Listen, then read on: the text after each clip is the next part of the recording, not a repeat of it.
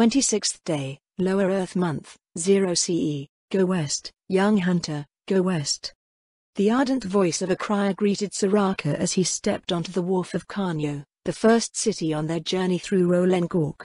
A crowd of Sing gathered around the crier as he continued his spiel. Away from the worn trails of the old jungle. Away from the teeming cities filled with idlers and imbeciles. A vast savanna awaits, a land of tall grass and prey aplenty. Go forth, young hunter, pounce upon the future. Mitra's sigh rose from beside him. His paw came up to scratch his third wife between the ears. Think you can do better? He asked. Of course, I can, she answered. Not that I would. I was just thinking that no matter where we go, propaganda exists. And it seems to be just as effective, Jiraka noted from nearby. The boats heading downriver are filled with eager youths. If their garb wasn't so different, they could have been mistaken for migrants heading to the colonies. From a distance, at least. The Confederacy was no stranger to the challenges of a burgeoning population. Intrepid companies spearheaded several dozen colonial ventures, and the crier's message was similar in tone and measure to what one might hear in the cities of Soraka's distant homeland. Are you going west, sir? Soraka looked over at the voice, finding a bar youth standing down the wharf. He had come as far as Jiraka allowed him and raised his voice to compensate for the distance. What makes you think that? Soraka asked. You look new here, the youth answered. Maybe from some other part of the country? You have so many ships, you look really prepared. Your equipment. Looking for a lord, huh? The order of things was a bit strange, but the process was fundamentally the same. One did not simply migrate to a new land on their own. Lords were required to organize the lead tribes in their quest for new territory. Trying to go as a solitary hunter was generally doomed to achieve little, as the efforts of pack and pride would outcompete them.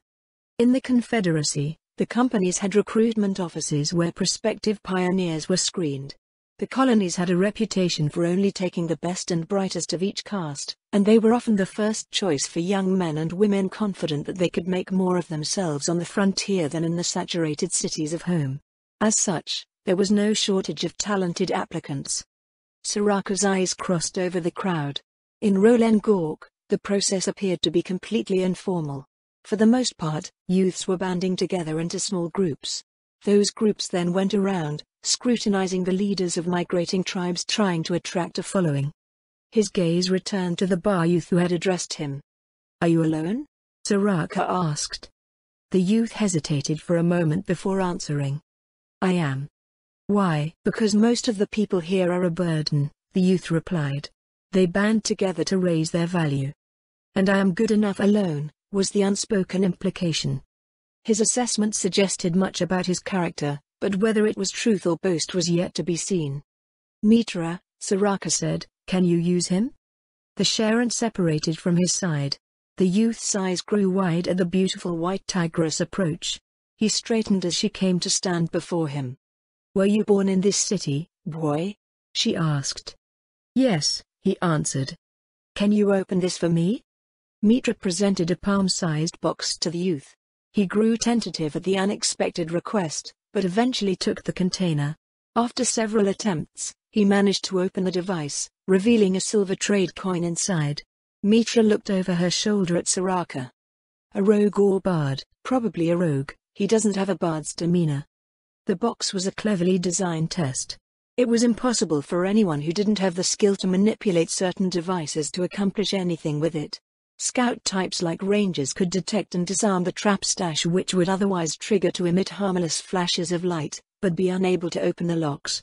Mechanically inclined types could tinker the box open, but not detect the traps. Thief types like rogues and bards could both disarm the traps and release the locking mechanisms. Possessing certain vocations also meant that one inherently possessed certain skill sets. As a thuggy, no, probably just a plain rogue, who grew up in the cities of Rolengork, the boy would have insight into various aspects of the country that less shady types would not. We're actually a merchant company from abroad, Soraka told him. My wife could make use of someone possessed of your talents while we're here. Mitra gently pressed the coin into the youth's paw. She offered him a dazzling smile. Will you help me? The hapless youth nodded vigorously. Jiraka turned away to hide his laughter. Then, Can you show us a good place to stay? One with nice rooms and few troubles. The youth led Mitra away. Soraka gestured for 2 gladestalkers from his house guard to discreetly accompany them.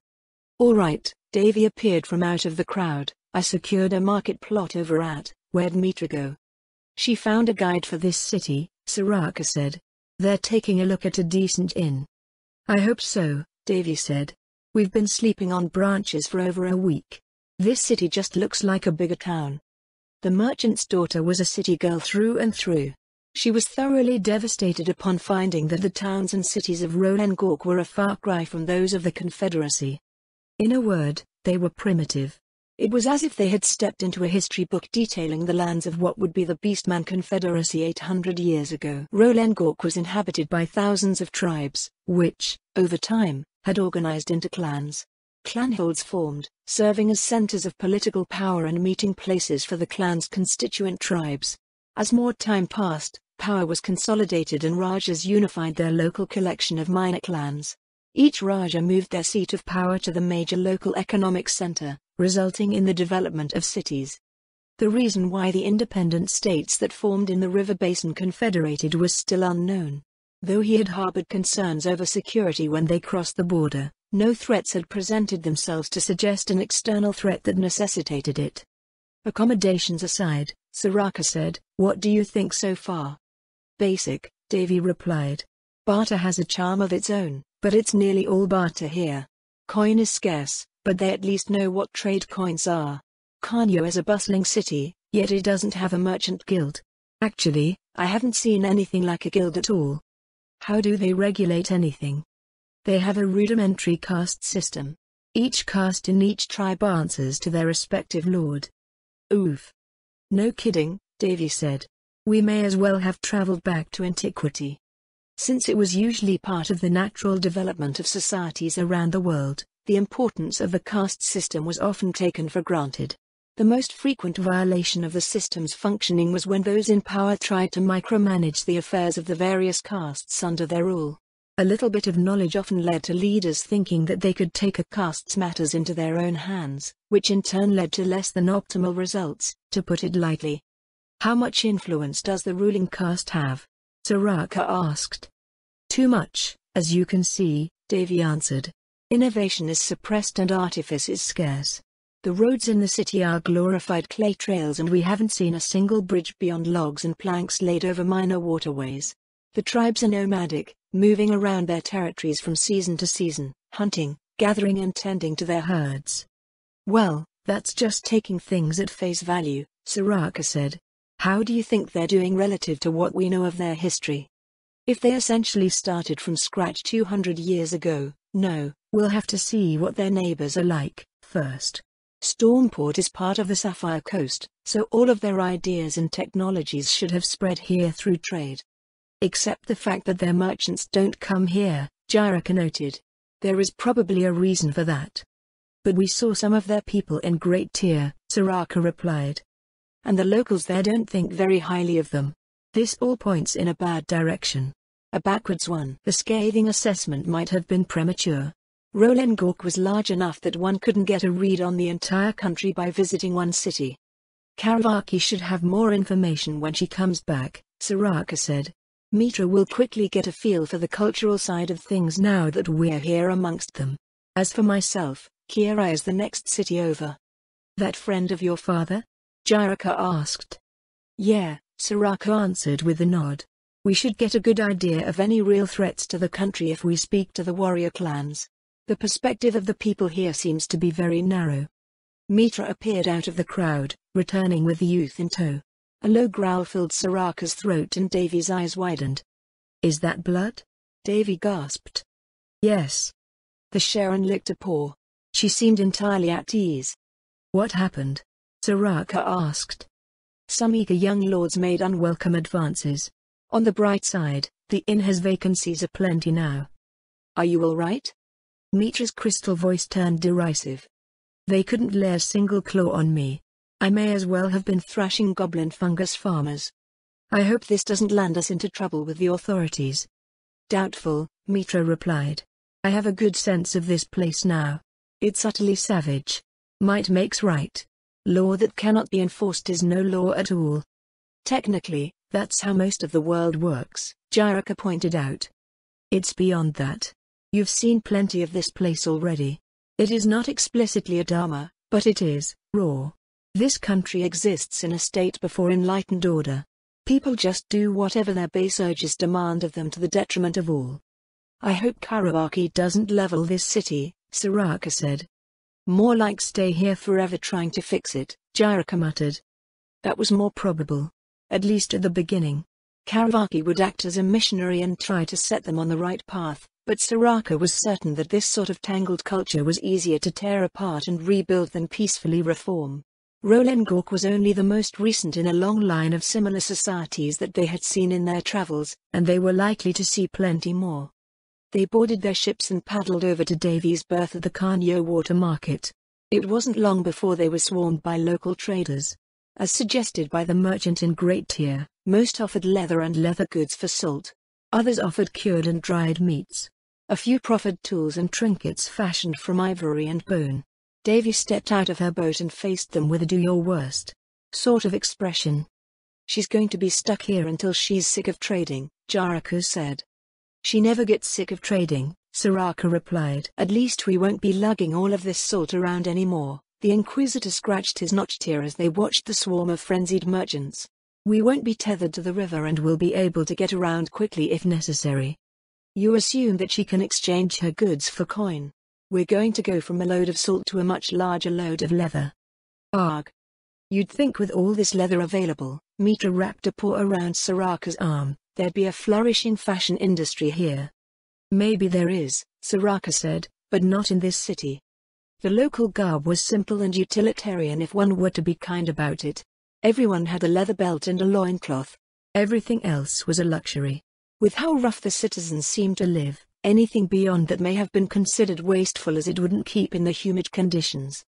Well, Soraka stepped off of his boat and looked around. We should take this chance to look around. Markets always have something for everyone. Markets also offered a good sense of the local industries and lifestyle of the people. The goods in Kanyo, however, were not much different from that of the towns they had come through. In addition to products derived from hunting and ranching, there were a few related to forestry and fishing. What do you see, Castori? Predatory beasts are heavily suppressed, the Gladestalker replied. Nug ranching is prevalent. It's essentially the same as what we saw in the town so far. There are a few plant and animal species that I haven't seen before, but, are there different markets? I don't think Davy mentioned anything about that. Why? Everything here is common. Tools are fashioned from wood, stone and bone. There are no goods from magical beasts or any luxury items aside from simple ivory jewelry. I thought the lack of them was reasonable enough in the towns, but a city should be where one would find them. There should be an upper market if this is the lower market. Or shops, Jiraka said. Or that. Soraka scanned the buildings along the wharf. Most were simple dwellings raised between the extensive root systems of the city's trees. His gaze passed over those, looking for anything that might be a workshop. I don't get it, he said. Even if you say that they're mostly isolated, mere exposure to new ideas and technology should change a society if the practical benefits are evident. How could they overlook everything? They probably don't overlook everything, Mitra said. Some of it might be impractical. Ironwork would rust away here and the agriculture in the tiers of loot uses hardy desert crops that probably don't do well in the jungle. There's a world of difference between seeing something and making it work. All you know is that it's possible, but the requisite knowledge or insights required to emulate what one sees may not exist. That was especially true for industries that relied on the existence of other industries. Rolengork, however, did not need to aim that high to make leaps and bounds in economic and industrial progress. But as Davy would say, Soraka replied, it's an unexploited opportunity. What stops, say, a farmer from migrating here and clearing land for paddies? Well, they're all carnivores here for one thing. If you offered to clear a piece of tribal land to grow fodder for their nug herds, they'd turn around and ask you what the point is in that because the nugs already graze that land. Jungle soil like this can't support industrial-scale agriculture without assistance from druids, anyway. You just ruin their land if you don't have everything lined up just right. A closed society like this tends to resist new ideas, Kawabaki said. They turned at the priestess' voice. You found us, Soraka said. Where else would Davy drag you? Kawabaki replied. I take it you encountered resistance? Not as such. You can tell, though. I think there are several unrelated things going on at once combining to create what we see here. We can talk about it when we're all together in our accommodations. Who is that boy, by the way? She gestured to the boy youth, who was still following Mitra around. This is, Mitra filled in for him. He's a local rogue. Rogue as in thief catcher or rogue as in thief? The youth took a step back at her sharp tone. Mitra placed a paw over his shoulder. Don't scare the poor guy, she said. The latter, by the way. He was looking for a tribe to join for this westward migration of theirs, so who knows what he might become. Speaking of which, Soraka said, did you find out anything about that? I did, Kawabaki replied. They're conquering their western neighbor. A country called the Draconic Kingdom. Hey now, Jirika's notched ear twitched. No one in their right mind touches anything that remotely sounds like Draconic Kingdom. You'd think that these people would understand that with the Draconic Empire on their southern border. Maybe we should leave. Mitra came over to clutch at Soraka's arm. I don't want to be anywhere near this country when it gets leveled. Soraka silently waited for Kawabaki's reply. There had to be some explanation for what would otherwise be considered insanity. It's the work of a certain Ranadratha Toraka, a bar warmaster. A warmaster? Soraka's ears perked up. Here? That's the claim, Kawabaki said. His local title and caste are in line with that notion. The warmaster apparently did his research, testing the opposition for some decades. How a dragon reacted to their domain being violated depended heavily on the species of dragon. Blue dragons, for instance, were both orderly and social. Their domains tended to incorporate the mortals living within it into some sort of state or at least loose associations of tribal tributaries. Challenges to their order were met with swift and deadly force. As Jirika pointed out, with that sort of example nearby, the tribes of Roland Gork should consider challenging a draconic kingdom as a form of mass suicide. No, that Laerti merchant mentioned them killing green dragons. What sort of dragon rules in the draconic kingdom? Soraka asked, or is it a coalition of younger dragons that they believe can be overcome? There is no dragon in the draconic kingdom, At piped up. All eyes went to the boy youth, whose ears went flat at their attention. We won't bite, Mitra reassured him. Tell us what you know. We thought the same as you for the longest time, At said. The western tribes raided them lightly for as long as anyone can remember. The humans that live there are strong enough to defeat large-scale attacks, so we thought the dragon considered our affairs beneath it. Or maybe we were a convenient way to cull the human population. Ranadratha thought otherwise. I see, Soraka rubbed his jaw. So he went to prove his suspicions. Yes, At replied. He sent raids all the way to the mouth of the Roland Gork. No dragons appeared, there were only ever humans. Mitra let out a laugh. So they merely claim to be a draconic kingdom? How long have they been there for? For as long as we have, Ed looked down. That's brilliant. The Sharon's eyes glittered with glee, a 200-year-long deception. Has anyone ever heard of such a thing? Truly, the most fantastic of tales do not hold a candle to reality. That would explain all of these advertisements from the criers, Soraka said. The criers do not lie, At said. There is plenty of land for everyone, but it must still be won from the humans. He couldn't imagine that the humans would last very long against Roland Gork. Though the tribes here were primitive, they were many and the average human was no match for the average beastman. I want to see them, Mitra said. The humans. They're feral humans, right? I want to see what they're like. Have you seen them before, At? At shook his head. It is over 1,000 kilometers to the human country, he said. I've never seen a human before. Well, Soraka said, we're here to see the entire country. If they successfully conquer the Draconic Kingdom and I don't see why they wouldn't, we'll get around to it eventually. He, too, was curious about the humans of the region. More precisely, he was curious about a nation solely composed of humans. While certain tribes of humans were known to be strong, the broad human population tended to be weak. To say that maintaining sovereignty as a human state was a tenuous prospect was a colossal understatement. The vast majority of humans existed as some form of slave, citizen, or as part of the countless tribal communities within the spheres of stronger nation-states. Evening fell, and they went to their inn without any success in their search for anything that might be considered an upper market. As far as advanced industries went, they predictably revolved around processing the goods produced by the local primary industries.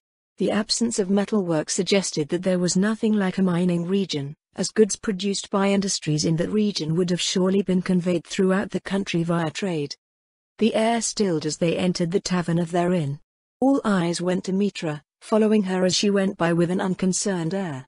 Empty spaces around the floor where stools and other furniture should have been present were the only sign of the Sharon's handiwork. "Just how much stuff did you break?" Jyrika eyed the tavern's patrons.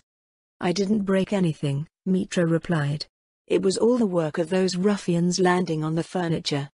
"Why do I feel like we're going to get caught up in an attempt at vengeance?" the Inquisitor said. "That would imply that they have someone stronger to turn to," Mitra said. "They were those would-be lords heading west with their goons. I doubt that they'd have any tangible ties to powerful locals. If anything, their position has been weakened because they were thrashed so soundly." Soraka shook his head. "If they were in the Confederacy, the local authorities would have detained them. Here, however, there had been no sign of anyone coming to even question Soraka and his entourage as they looked around the city. Their accommodations turned out to be a purposely cultivated grove. A thick tangle of thorny brush separated them from other rooms. The jungle floor was dry and clear of any refuse. "Cute, right?" Mitra turned and held out her arms with a grin. "I hired out the entire inn for us. The proprietor was more than happy for our patronage since the old guests weren't able to pay." "Did he ask you to get rid of them?" Karavaki peered at the Sharon. "No, but I could tell that he wished they would move on. This disorganized migration is causing all sorts of problems. All of the territories that they journey through have to deal with the burdens that they bring." Karavaki set her things down at the base of one of the trees, taking a seat beside them. "It's a horrible way to go about things," she said. "Instead of intrepid pioneers, they're like ravening locusts. There must be better methods available." "There probably are," Mitra said. "But I don't think anyone cares. You can see it in how the locals behave. The migrants are just invisible to the eyes of those in power. The warriors policing the streets ignore them unless they cause damage to the city. The entire city has this atmosphere that silently says go away, already. The migrants are only tolerated because they will move on sooner or later, and their work in the West will eventually add to the power of Roland Gork. Until then, they are an unwelcome burden on their hosts." The appalling treatment of undesirables wasn't unique to Roland Gork, but it didn't make it any less offensive to Soraka's sensibilities. It spoke of a lack of awareness at all levels of society, of a willingness to ignore fundamental issues and push problems onto others. "What did you find out from this place, Karavaki?" he asked. "Something positive would be nice." "The problems that they face are simple ones," his second wife answered. "They are not insurmountable. If they are willing to accept our guidance, I see them being solidly on the right path in a generation or two." "So long?" "It's a big country," Karavaki told him, "and highly decentralized. Their confederation exists as much for regulating internal disputes as it is for collective protection against external threats." "What external threats do they face?" Soraka asked. "Things seem pretty peaceful where we passed through." "They're not," Karavaki said. "It just happened to be uneventful for us. The Sing of the Southern Ranges contend with the tribes all along the border. That is probably the least intense of the conflicts, limited to conventional raiding. The true problems are to the north and the east." Soraka wished that they had a map. Davy procured something for merchants, but it was difficult to get a sense of much when it only showed centers of trade and merchant routes. "What do they have in the north?" "The wall spine," Karavaki said. "I see. How bad is it compared to our side?" "From what I've been able to gather, the wall spine is considered impassable due to the natives. Raiding and small-scale warfare are incessant and the frontier remains roughly static. To the east is an even larger problem, an alliance of minor powers called the Yorgulan Commonwealth. The majority of Roland Gork's forces are committed to defending themselves against them." "The equally hopeless," Soraka murmured. "I beg your pardon?" "Just something that Laerti merchant in Great Tier told me. The Confederation of Rolengork, the Orgulan Commonwealth and some sort of league are all seen as similarly savage places. I assume that the league borders the Great Loot to the east beyond the Commonwealth. They turned at the sound of someone coming through the brush at the entrance of the suite. Davy, Soraka said. I expected you to be out until late. In response, the bar magnate tossed a dozen pouches onto the round table in the center of the room. I finished early, Davy said. And I think I've answered one of the big questions that have been stumping us. Jirika walked over and picked up one of the pouches, undoing the rawhide thong holding it shut. The Inquisitor snorted before emptying the contents onto the table. A myriad of raw gemstones and precious ores clattered across its wooden surface. The curse of wealth, Soraka breathed. Indeed, it did explain much. 28th day, Lower Earth Month, 0 CE. Following Davy's discovery, Soraka shifted the focus of their analysis of Rolengork. As their findings continued to support the notion that the curse of wealth gripped the primitive tribal confederation, a sense of anger started to simmer beneath his waking thoughts. Hides, timber, medicinal herbs, magical beasts that their hunting parties capture.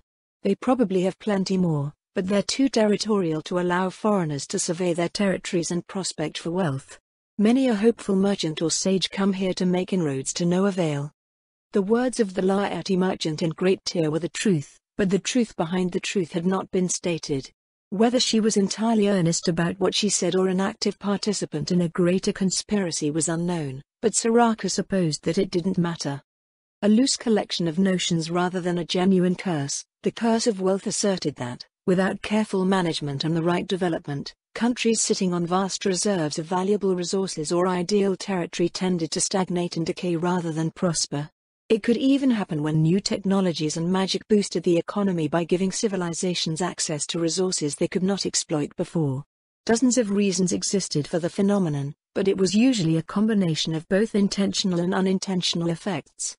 The first, and perhaps the most insidious, of those effects that they encountered was in the Great Loot. There was strong evidence that the merchant community or even the Storm Dragon Lord himself was intentionally keeping Rolengork at a low level of development so they could continue to extract cheap resources from it. As isolated as the Jungle Confederation was from the rest of the world, Stormport effectively had a monopoly on its exports. Merchants from the empire of the Storm Dragon Lord did not enter Rolengork. Tools and equipment could be sold to the Beastmen, but knowledge of trade skills was neither transferred nor imported. He wouldn't be surprised if those who tried were disposed of in some way. The presence of internal collaborators was unknown, but they weren't necessary. Nug herding was the primary source of food, and intensive nug herding needed more minerals than the rise and fall in a river's water levels could provide. Beastmen got their salt from their food, but their livestock. Do you think someone introduced animal husbandry to Rolengork on purpose? Soraka asked. His wives stared at his sudden question. Davy was the first to realize what he was implying. Her expression grew horrified and she swatted him repeatedly. Hey, why are you hitting me? Why do you always have to come up with such horrible things? His first wife nearly screeched at him. Always. Your campaigns are like that as well, she said. It's never just beating up the enemy, you have to inflict the most cruel and unusual things upon them.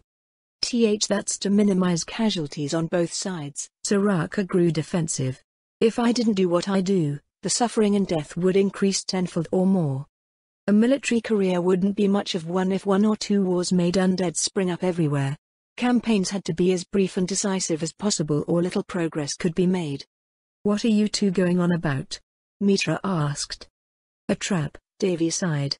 Rolengork is certainly a lush and bountiful land, but hunting and gathering can only support a limited population. By introducing animal husbandry, they teach the people here how to herd nug and the population that they can feed increases tenfold. The problem is that the land has a limit on what it can support. In places like this, that limit is not available vegetation for livestock, but the minerals that livestock cannot get from regular grazing. Therefore, to maintain their gains, they have to trade with the Great Loot for those minerals.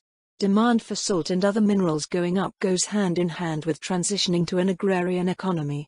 Here, it's a trap that invariably leads to mass starvation, creating a dependency on certain imports. I doubt they realize what's going on.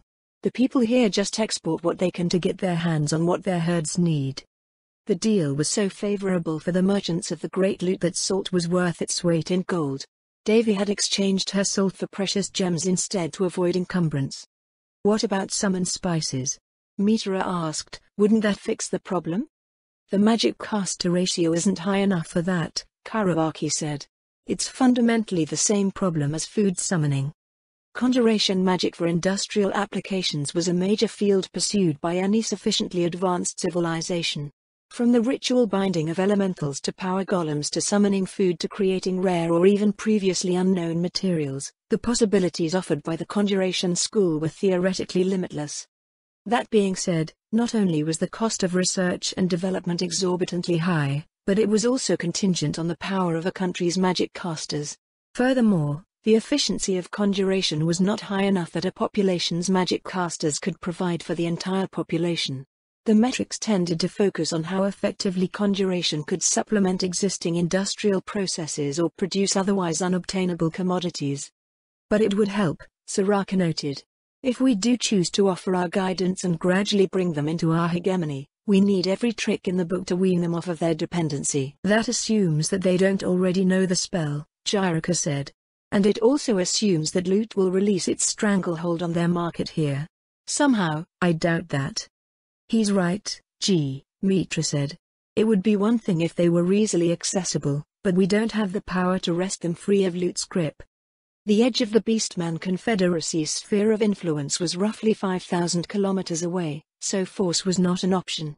Stormport's sovereign was not the average Dragon Lord, either, so casual heroics were out of the question.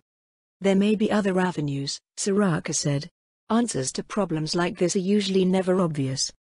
After spending another day in Kanyo, they bid farewell to At and traveled upriver to the next city, Kira. The riverboats of Rolengork were propelled by paddle wheels driven by treadmills, making for a fairly quick journey given the strength of Soraka's entourage. They stopped at the towns along the way, but found nothing new of note. Kira was twice as large as Kanyo, situated at the southeastern end of a long lake at the bottom of the jungle's central valley. The bustling metropolis was primarily populated by Ba, though the architecture was mostly the same as the Sing settlements. Still, there was a distinct difference in flavor that greeted them before they arrived in port. This place feels different from the last city, Davy sniffed at the air. Kira is supposed to be a clan of the local warrior caste, Soraka said. I wouldn't know what to say if it felt the same as Kanyo. The city's sense of order was tangible, even from a distance. It gave rise to the hope that Mitra's broad assessment of Rolengork so far was premature. Their barge drifted into an open berth along one of the city's many wharves.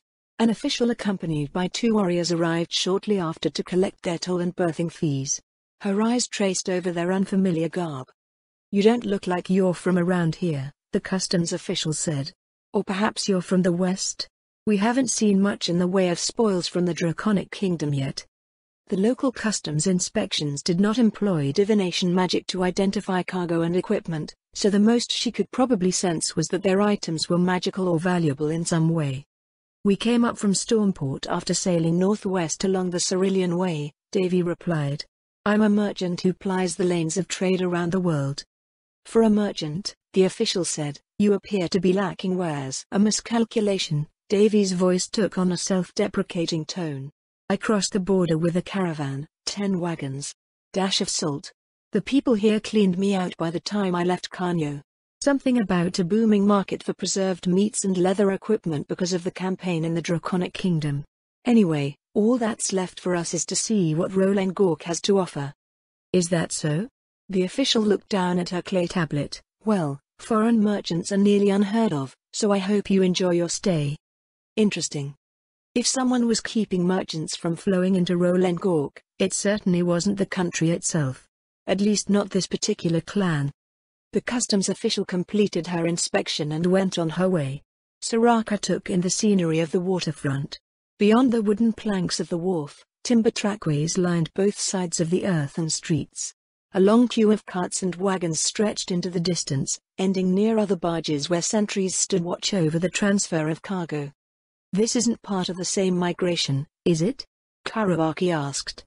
I don't hear any of those criers and their incessant propaganda here. Mitra's ears swiveled this way and that.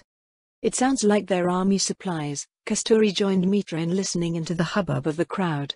Heading east with troops. I hope that doesn't mean we're missing our guy, Jariku said. Only one way to find out. Soraka looked around. What are the chances that the big thing on the hill there is a palace?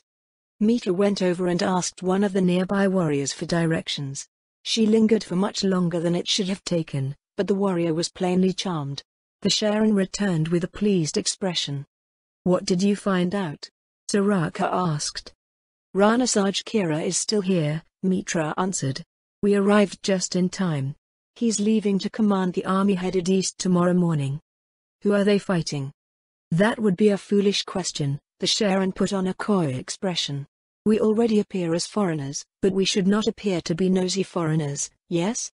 Right. None of the entourage's females wanted to strip down to match the appearance of the locals, so they settled on just keeping their heads down. At the same time, his wives took turns accosting him every time a local drew his gaze. What was the harm in looking, anyway? Who did you say we were, in that case? Karawaki asked. I didn't claim to be anything, Mitra answered with a smug look. Bards are welcome everywhere, so why say anything else? An army on the march would surely appreciate my presence. Soraka chuckled at his wife's confident reply. As far as their mission went, he believed that she was far more valuable for getting around smoothly than everyone else combined, including himself. Aside from Devi, the entourage probably only got in the way. They made their way up the hill to the fortified complex of wooden structures overlooking the city. A warrior with a captain's demeanor stopped them as they neared the palisade gate. Declare yourselves, he said. Good evening, my name is Devi. I'm a. Devi's voice trailed off as Soraka stepped forward. Soraka, he told the captain, Yavraj of Gond. I've come on behalf of Maharana Amitra Kada to see his old friend, Guru Nanak Era. The captain fell silent for a moment after Soraka's introduction. His gaze crossed over the Confederacy party before he turned and gestured to the gatehouse. Several warriors emerged and loped over. Forgive me, the captain said. I know not who you are. My subordinates will accompany you to a guest house while I check with Rana Saj. Of course, Soraka replied. We came without forewarning, after all. A handful of warriors brought them into the gate and up a long flight of stairs carved into the hill's basalt cliffs. They entered another gate and stepped into a lush courtyard ringed by stilted buildings. Thick vines dangled from the dense canopy overhead. This way, please, one of the warriors motioned towards one of the buildings. The first floor of the guest house was a wide-open hall that was sparse in decoration, but it did offer a view of the city and lake stretching out beyond it. A long convoy of river barges was already making its way up the Roland Gork. Soraka silently counted the fleet's numbers, trying to estimate the size of the army. How many soldiers per barge, do you think? I'd say around 200, Kasturi said. They may have more marching overland, but I can't see anything through the trees. He continued counting as more and more transports slowly made their way up the river. Other barges were making their way to the city from the lake. Though it was not an army of his country, Soraka's blood still stirred at the sight of the purposeful mobilization. An hour later, several Bar warriors entered the building. They were adorned in leather armor fashioned out of charcoal black basilisk scale. 2 pairs of them made their way around the floor before taking up positions at each corner of the hall. The rest lined themselves along the walls. Once they assumed they settled into place, a 3-meter-tall Bar Lord entered the building, accompanied by 4 mystics. He, too, was adorned in leather armor, but it was fashioned out of enchanted green dragon scale. The rest of his equipment was similarly enchanted, forming a panoply that would not be out of place for an elite warrior of the Confederacy. His silver eyes scanned the hall's occupants before settling on Soraka. His deep voice reverberated off of the walls as he introduced himself. I am Rana Saj, Lord of Clan Kira. You have our welcome, esteemed guests from the Beastman Confederacy, and our apologies for the lack of hospitality. We were just on our way out. Thank you for your welcome, Rana Saj, Soraka replied. We didn't mean to impose on you during such a busy time. I am Soraka, son of Amitra Kada. We came to pay our respects to my father's friend, Goro. My father is out west in the Draconic Kingdom, Rana Saj explained. I'm afraid he won't be back until the conquest is complete and the new tribes have settled. That aside, I assume you have not traveled a third of the way across the continent just to deliver your greetings? Straight to the point. Better than going in polite circles. We came because the formation of new tribal confederations is rare, Soraka told him. It is a mark of societal development that merits an investigation of your country and its potential as an ally. Ranasaj remained silent, appearing to weigh Soraka's words. Several moments passed before he spoke again. In that case, would you like to accompany us on our campaign? I cannot speak for the other castes, but I would at least like the opportunity to properly represent the warrior clans. We would appreciate that, Soraka nodded. To be honest, we've only been trying to get a feel for this country so far through passive observation. It's about time we had a deeper look. The next morning, they joined Ranasaj aboard his personal river barge, which was not much different from the rest of the army's vessels save for its covered observation deck. After taking its place in the convoy headed east up the Roland Gork, everyone settled down for a morning meal of freshly slaughtered nug. Soraka eyed the long procession of vessels steadily making their way between the towering walls of vegetation. How long has this mobilization gone on for? He asked. 4 days, now, Ranasaj answered. 30,000 warriors from Clan Kira alone. Does that mean others are on their way? Others are on their way, others are already there. The dry season marks the time we advance the front and raid the lands of Erelessa. We're gathering for our big push now. Rain incessantly pattered over the deck and into the river around them, creating a cacophony that drowned out the world beyond the railing of the ship. A peal of thunder occasionally filtered down from the overgrown cliffs above. Though it was the dry season, that didn't mean there was no rain at all. This was especially the case in large jungle areas. Do the Yorgulans conduct their counter-offensives during the wet season, then? That's right, Ranasaj nodded. We push during the dry. They, during the wet. We've been locked in a stalemate for generations. That the Yorgulan Commonwealth attacked during the wet season suggested that their member states were populated by races more suited to muddy or even flooded conditions. It wasn't ideal for the types of beastmen that they had seen so far in Roland Gork. How wide is the front? 400 kilometers. Our army will be gathering at the great mountain fortress of Gorlia in the northernmost part of the Yorgulan frontier. If that was the case, the conflict was relatively light. 30,000 was what a country normally stationed at a major pass, but a large-scale conflict would have the numbers swell into the hundreds of thousands. The way that the warriors carried themselves also suggested that it was a routine affair. That wasn't to say that their efforts were trivial. Disruptions in border security could rapidly spiral out of control, inviting full-scale invasions. Does the whole of Roland Gork participate on the Yorgulan front? Soraka asked. They do, Ranasaj held up a claw in answer. The warrior clans have two primary duties. First is the defense of their respective territories from border raids by the local wilderness tribes. The second is contributing to the Yorgulan front. What are casualties like? Light along the southern border. Heavy in the north, especially as one gets further east. What happens on the Yorgulan front is dependent on who participates. Preventing the generation of negative energy pools is also a careful balancing act. Pools, I suppose they might be visualized that way in this mountainous terrain. The accumulation of negative energy was an ever-present concern for anyone pursuing conflict beyond competitive raiding. Many aspects of warfare resulted in a burden on the land. Strife, suffering and death were no exception. If belligerents were careless, accumulated negative energy could overwhelm a battlefield's capability to counteract it. At a certain point, it would lead to the manifestation of undead beings. If things became especially bad, the land itself would be corrupted. No accurate measure for negative energy existed, so it was always a guessing game as to how much fighting one area could see before the phenomena of undead genesis took root. Certain locales were particularly difficult to manage. Passes were one of the more common culprits. Combatants would be funneled into a relatively small area and tens of millions could die over time. Eventually, said passes would go from being guarded by armies of staunch warriors to hordes of the undead. A simple and commonly practiced answer to the problem was to spread battles out across a theater. It was the prevailing paradigm of strategic planning around most of the world.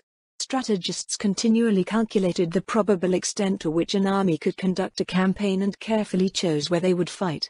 Major battles would never use the same battlefields if it could be helped.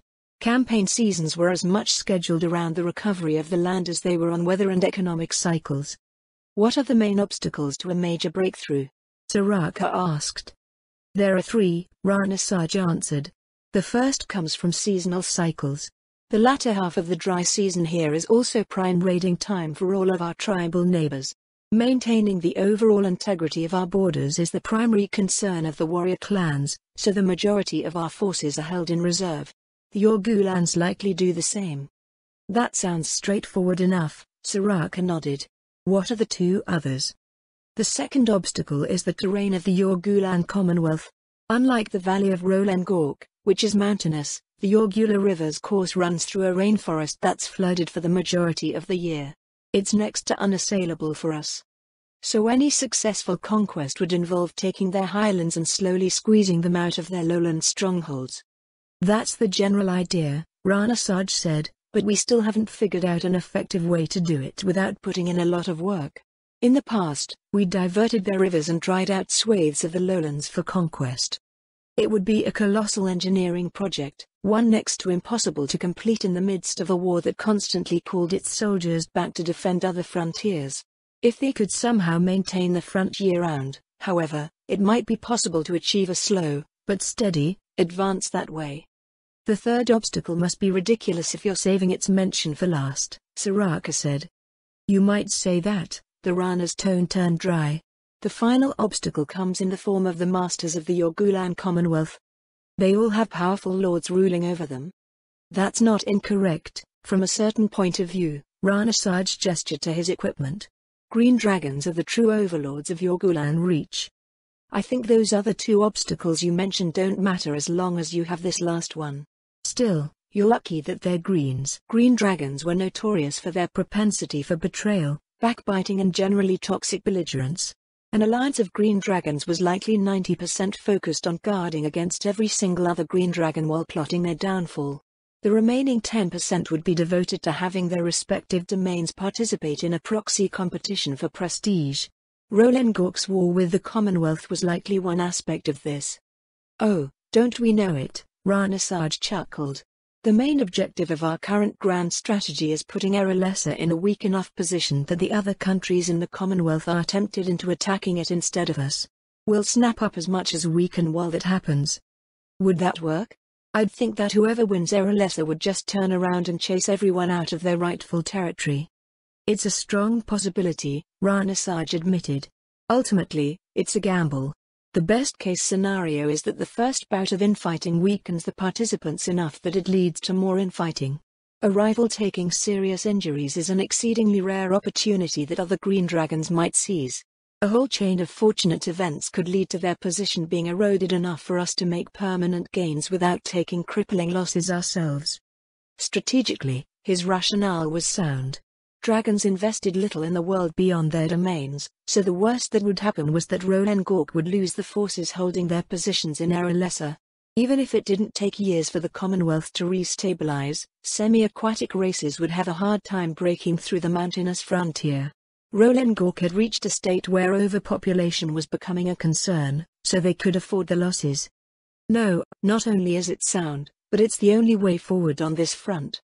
Fighting dragons was a race against time.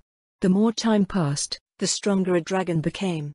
If too much time passed, they would become too strong to challenge for the vast majority of countries.